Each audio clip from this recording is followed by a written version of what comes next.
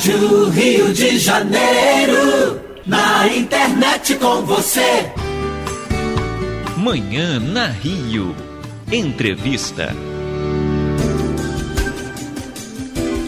A incontinência urinária pode ter diferentes causas, comprometendo a qualidade de vida e provocando constrangimentos. Apesar de muitas vezes ser subestimada, a incontinência urinária pode ter efeito devastador sobre os indivíduos portadores desta condição. Seu impacto vai muito além do simples desconforto, uma vez que normalmente traz grande prejuízo na qualidade de vida dos acometidos. A privação do convívio social é costumeira e normalmente é acompanhada de problemas no âmbito profissional, particular e sexual, além das questões psicológicas, quando associada a quadros clínicos mais complexos, como nas doenças neurológicas, pode se associar a infecções do tratamento urinário e ao comprometimento renal secundário.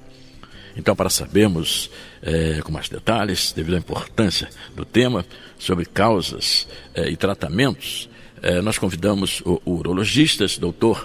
Caio Sintra. Bom dia, doutor Caio Sintra. Bom dia, doutor. Bom dia, Célio. Como vai? Bem, obrigado. Logo de imediato, muito obrigado pela sua gentileza participando hoje aqui do programa Manhã na Rio, na Rádio Rio de Janeiro, com um tema importantíssimo, né? Interessante para todos nós. Sem dúvida. Nós, sem dúvida. Doutor, então, por favor, explique-nos o que é a incontinência urinária e quais são os seus sintomas, doutor. Então, na verdade, incontinência urinária é um quadro causado por diversas situações, como você já comentou, e o sintoma geral é a perda de urina que acontece involuntariamente.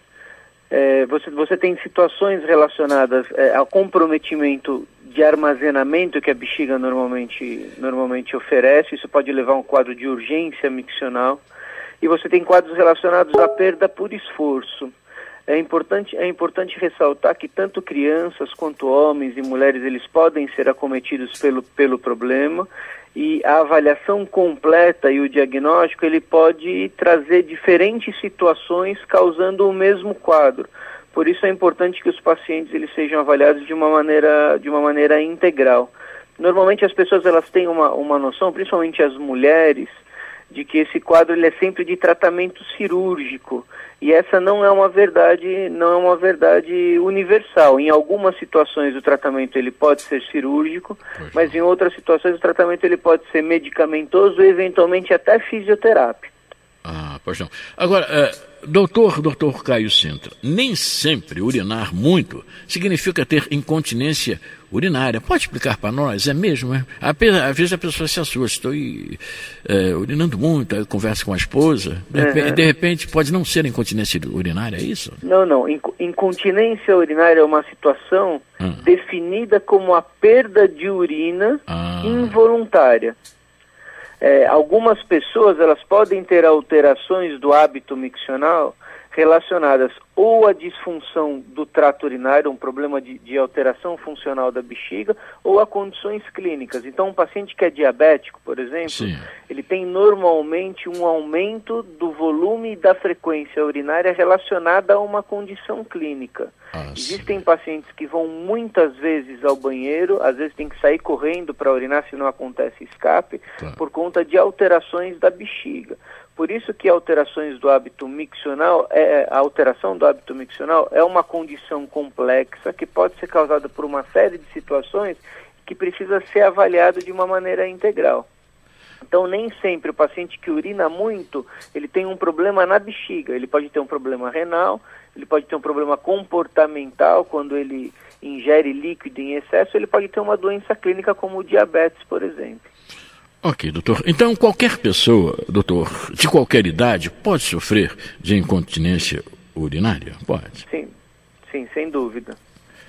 Bom, quais são os tipos mais comuns da incontinência urinária? Em algum desses estágios, existe perigo, doutor? Então, na verdade, você tem incontinência urinária relacionada à alteração funcional da bexiga, como eu já mencionei. Essa incontinência normalmente leva a uma síndrome de bexiga hiperativa, são aqueles pacientes ou aquelas pacientes que têm um aumento de frequência miccional, eles têm que sair correndo ao toalete, ao banheiro quando eles têm desejo, e eventualmente pode acontecer perda de urina se esse paciente não chegar ao toalete no momento adequado. Existem quadros onde você tem incontinência urinária de esforço, isso normalmente acomete mulheres e alguns homens submetidos a procedimentos cirúrgicos para doenças prostáticas, e você tem situações onde o paciente ele tem uma doença neurológica, e dentro do quadro de doenças neurológicas, algumas doenças neurológicas podem levar a disfunções miccionais de alto risco, principalmente pacientes com lesão medular e crianças que nascem com uma malformação da coluna, chamada mielomeningocele, e nesses quadros, principalmente, se esses pacientes não forem tratados de maneira adequada, eles podem evoluir com insuficiência renal crônica e, eventualmente, necessidade de hemodiálise e de transplante renal. Então, nem todo o quadro de incontinência urinária, principalmente nas doenças neurológicas, é um quadro exclusivamente social ou benigno. Ele pode se associar a situações de risco para o trato urinário e para a vida do indivíduo de uma maneira geral. Pois não. Bem, amigos, estamos conversando com o Dr. Caio Sintra, muito gentil atendendo o convite da nossa produção. Ele é médico urologista do Hospital e Maternidade São Camilo Santana. Está conversando conosco diretamente de São Paulo. Confere, doutor, está em São Paulo, é isso? Perfeito, é isso mesmo. Pois não. Agora, doutor, estão me perguntando aqui no estúdio, pergunta logo, me permita, inclusive alterar um pouquinho a programação. A grande pergunta é que tem cura? A pessoa fica boa, doutor? Não, sem dúvida.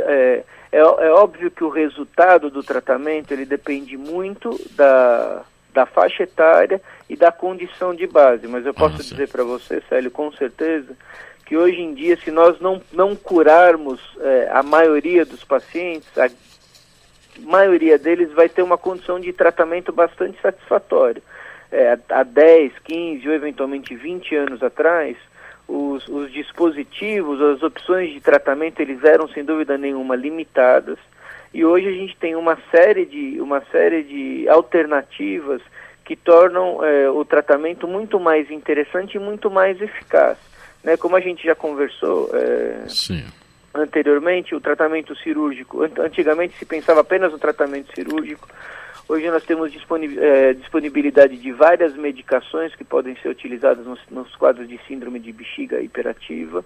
Temos a opção de tratar alguns quadros de incontinência refratário e mais graves com a aplicação de toxina botulínica, que é um tratamento relativamente inovador e espetacular em relação a termos de resultados. E temos alternativas cirúrgicas que podem ser adaptadas a cada quadro de incontinência. Então, a perspectiva de tratamento hoje, ela é infinitamente maior do que era, por exemplo, há 10 ou 15 anos atrás. Agora, doutor, em que momento nós devemos procurar o médico urologista, né? No primeiro sintoma, urinando demais, é bom correr ao médico, é isso? Olha, como qualquer situação de saúde, Sérgio, quanto antes você procurar tratamento, aconselhamento e diagnóstico adequado, teoricamente, você aumenta a chance de você ter um sucesso relacionado à intervenção.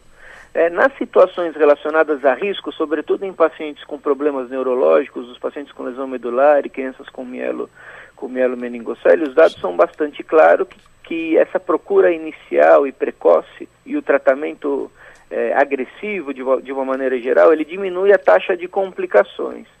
Nos casos de pacientes acometidos por conta de envelhecimento, principalmente nas mulheres, existem situações religiosas, situações de educação, situações culturais que acabam retardando a procura do médico. É comum você entrevistar ou avaliar uma paciente do sexo feminino, às vezes de uma idade um pouco mais avançada, que encara o processo de incontinência urinária como uma coisa natural da vida. Porque a avó perdeu urina, a mãe perdeu urina, e ela acha que perder urina é uma situação normal, uma situação aceitável e que eventualmente não tem tratamento, porque a mãe ou a avó ficou sem tratamento para essa situação.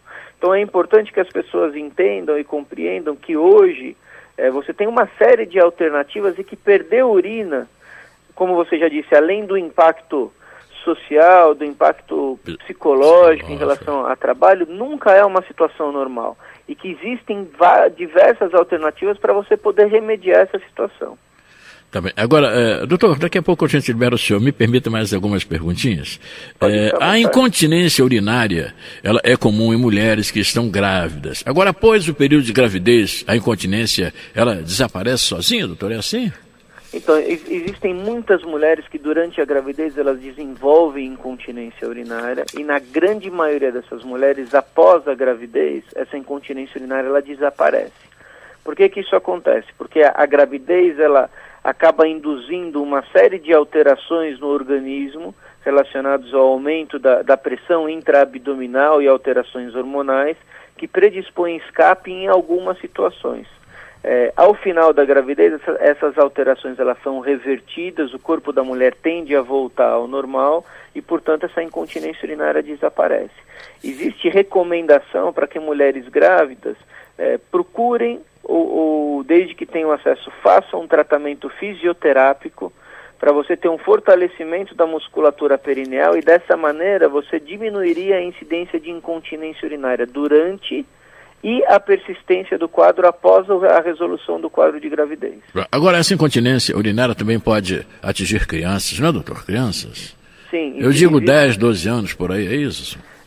Você tem quadros de incontinência em crianças relacionadas a problemas neurológicos e malformações ou situações de nascimento. Sim. E você tem problemas de incontinência relacionados a alterações funcionais. O que é isso? As crianças, por volta dos 3, 4 ou 5 anos de idade, elas precisam aprender a urinar de uma maneira adequada.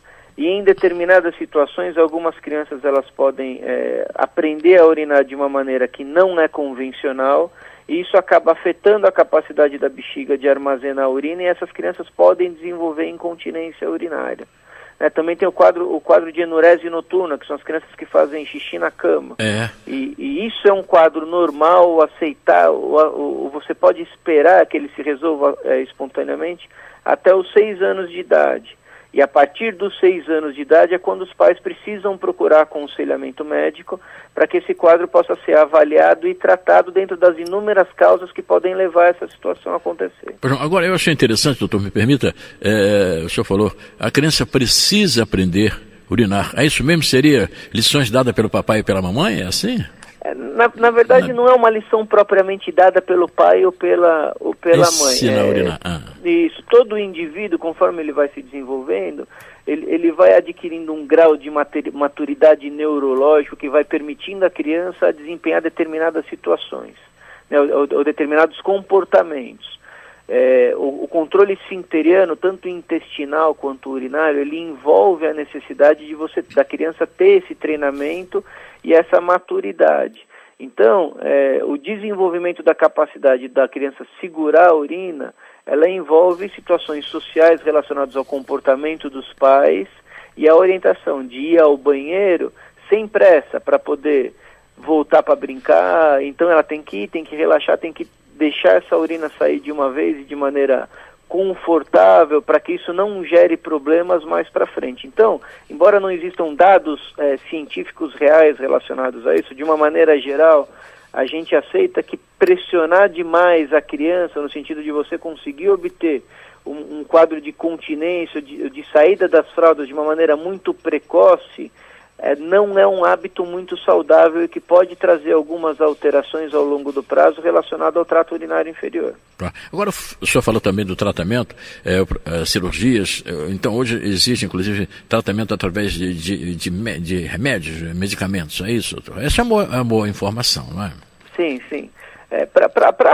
Para a condição onde você tem um descontrole da bexiga relacionado à capacidade dessa bexiga armazenar a urina, o que é isso? Essa bexiga ficar contraindo o tempo todo por situações relacionadas a condições clínicas, ao próprio processo de envelhecimento, você tem a alternativa de tratar esses indivíduos através da administração de medicamentos que controlam essa situação, essas contrações involuntárias da bexiga, e em situações de refratariedade, quando as medicações não funcionam ou os indivíduos não toleram os efeitos colaterais, porque infelizmente os efeitos colaterais dessas medicações hoje, eles ainda não são desprezíveis, você tem a alternativa de oferecer ao paciente a aplicação de toxina botulínica principalmente hoje no Brasil, para pacientes com problemas neurológicos, mas o que te dá uma perspectiva de controle de muitas situações que no passado não podiam ser controladas. Agora, doutor, a gente às vezes vai tomar um remédio, a esposa, e cuidado com esse remédio, ele é diurético. Não tem nada a ver, não. Às vezes o remédio diurético normal é isso? Não, tem algumas medicações, Célio, que essas medicações, elas têm um efeito diurético. E é importante a gente comentar isso, porque, por exemplo, você pega um indivíduo que tem uma bexiga que tem uma baixa capacidade funcional. Sim. O que é isso? É uma bexiga que perdeu a condição de armazenar urina por algum motivo. E o hábito, a noção de que as pessoas têm que tomar muito líquido, eventualmente pessoas que fazem uso de medicação diurético, sim, e têm sintomas relacionados à hiperatividade vesical, à hiperatividade da bexiga, nessas situações, pacientes que têm essa condição, se beberem líquido demais ou tomarem diurético, eles vão ter mais sintomas. Né? Então, para essa condição específica, a noção geral de que tomar água faz bem, precisa ser revista, porque muitos pacientes você orienta a diminuir o consumo de água para que a situação urinária, ou a incontinência urinária, ou a urgência miccional, ela fique mais controlada, e alguns pacientes ficam inseguros de fazer isso porque eles ouviram a vida inteira que tomar água faz bem. Tá certo. Agora, doutor, deixa eu repetir mais essa pergunta, acho que nós vamos repeti-la. Existem pessoas que não procuram tratamento, seja por vergonha ou falta de conhecimento. Bem, então não tratar a incontinência urinária pode acarretar, inclusive, sérios riscos, danos para a saúde a longo prazo. Seria isso, né, doutor? Sim, em alguns grupos e em algumas situações ou diagnósticos bem definidos, sobretudo nos pacientes com situações neurológicas e, eventualmente, pacientes que tenham alteração do funcionamento da bexiga relacionados a condições clínicas como diabetes em fase avançada. Você não diagnosticar e não tratar de maneira adequada os quadros de incontinência ou a causa da incontinência nessas situações pode levar o indivíduo a ter um problema médico mais grave, sobretudo com comprometimento dos rins, sem dúvida nenhuma. Pois não. Então, doutor, nós estamos concluindo, muito obrigado. O senhor nos permitiria, nós gravamos a entrevista, reprisá-la oportunamente? Pode ser, doutor? É um prazer. Eu acredito que a divulgação desses dados pode mudar a condição de vida, a qualidade de vida de uma série de pessoas que acreditam que a situação seja uma situação incontrolável. Então, por favor, fique à vontade. Que bom. Muito obrigado pelas informações. Então, até o nosso próximo encontro, se Deus quiser. E bom dia para o senhor. Bom dia, obrigado, doutor. Sério. Bom dia. Muito obrigado. Conversamos, então, amigos, com o doutor Caio Sintra, diretamente de São Paulo. Ele é médico urologista do Hospital e Maternidade São Camilo Santana. É um problema sério, né? Problema de incontinência urinária. Meu Deus, incontinência urinária.